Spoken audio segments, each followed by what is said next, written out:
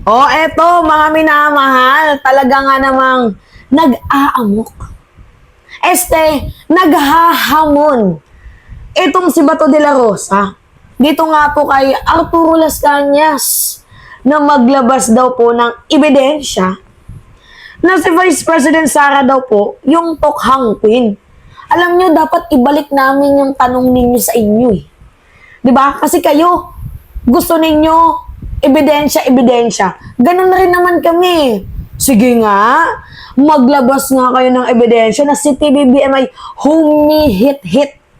Na si President Bongbong Marcos ay isang adik.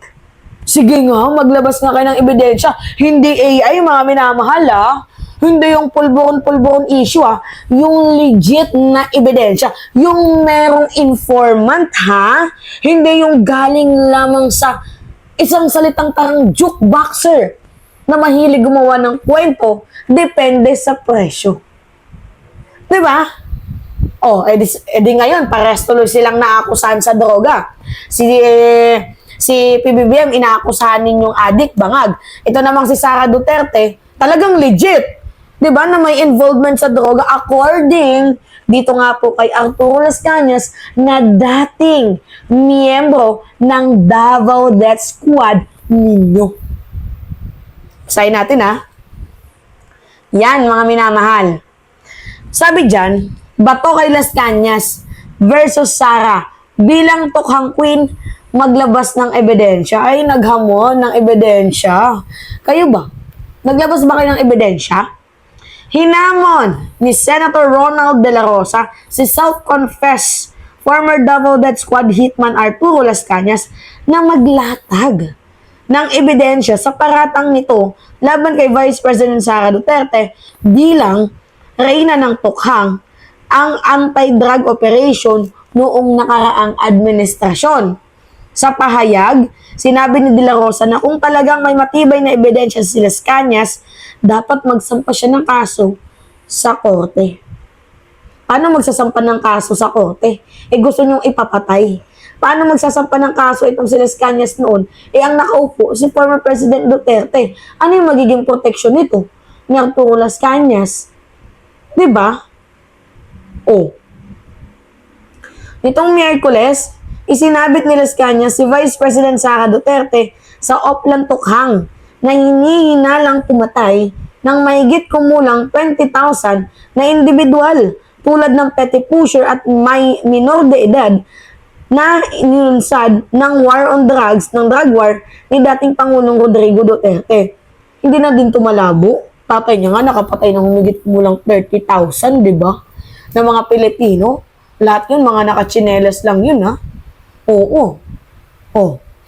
Sa pahayag, sinabi ni Las Cañas na si De La Rosa ang nagsabi sa kanya na lumikha siya ng bagong extrajudicial killings or AJK campaign laban sa illegal na drugs ng Oplan Tukhang. Itong si De La Rosa, takot lang to. Kasi isa siya sa mga minamanmanan, minamasmasan, diba? May blue notice nga itong si Bato diba? Na tinititigan bawat galaw niya. Ayon kay De La Rosa, hindi ibinulgar dati ni Las Cañas ang naturang istorya. Anyway, wala naman siya katakutan at hindi na presidente si PRRD. Ayon kay De La Rosa, kasalukuyang dinididig ng International Criminal Court or ICC ang kaso laban sa mag-amang Duterte at De La Rosa hinggil sa crimes against humanity sa inilunsad na war on drugs.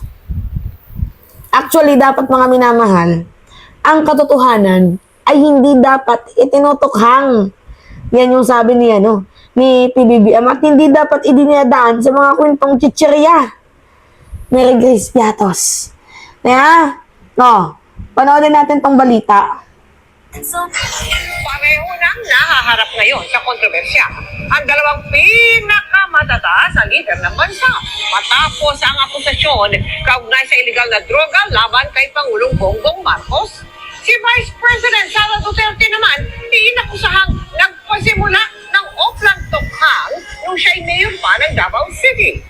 Ito yung mahirap sa kanila diba? Bumabalik din sa kanila.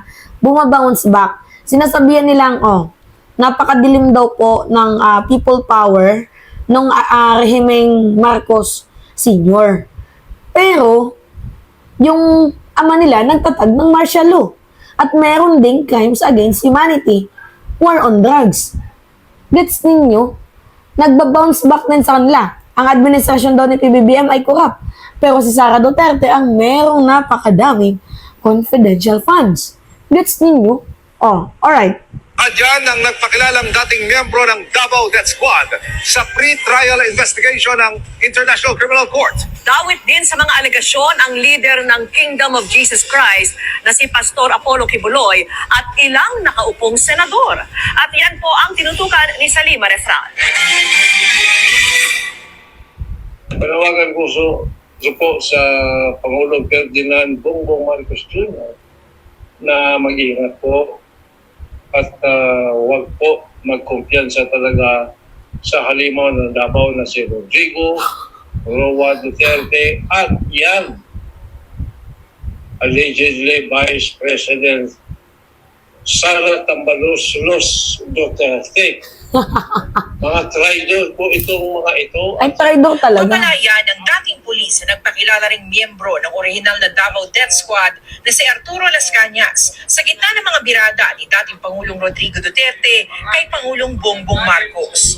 Humarap si Las Cañas sa media mula sa di binanggit na lugar sa labas ng bansa kung saan natapos na ang pre-trial investigation sa kanya ng International Criminal Court Office of the Prosecutor.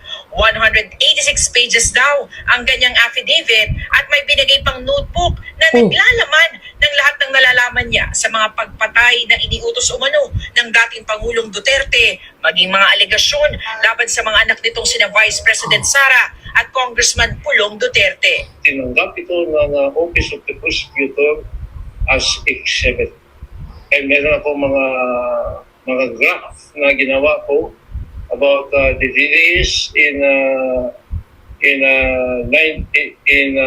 anti-crime task force, Genius Crime Task Force, and nung naging mayor, mayor si Sara Duterte. Ayon kay Las Cañas, kasunod ng mga pag-usisa ng media sa mga riding in tandem sa Davao City na pumapatay noon at walang nag-iimbestiga, nilikha ni Sara Duterte nang siya nang naging Davao City Mayor ang Oplan Tokhang. Siya nga pasimulo nito Oplan Tokhang Nung nakaupo siya as mayor, noong 2012, inappoint niya si Bato de la Rosa as Chief of Police ng Davao City.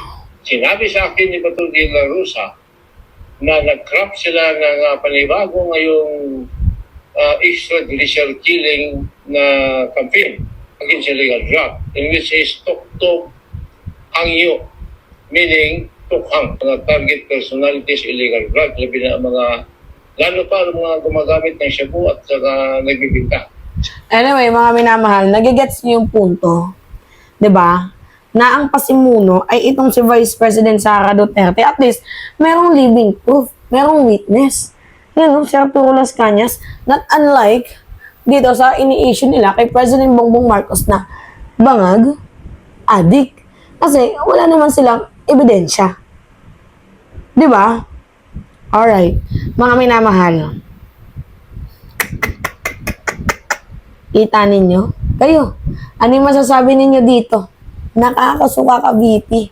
Nakakahiya ka, Vice President. Kasuka-suka, kasuklam-suklam, yung ginagawa mo. Alright, yun po, mga minamahal. Anyway, it's me again. Pahingi lang ako ng comments, like, and share. And also, don't forget to subscribe and hit the notification bell for more updates. Yun lamang po, ingat mga kababayan.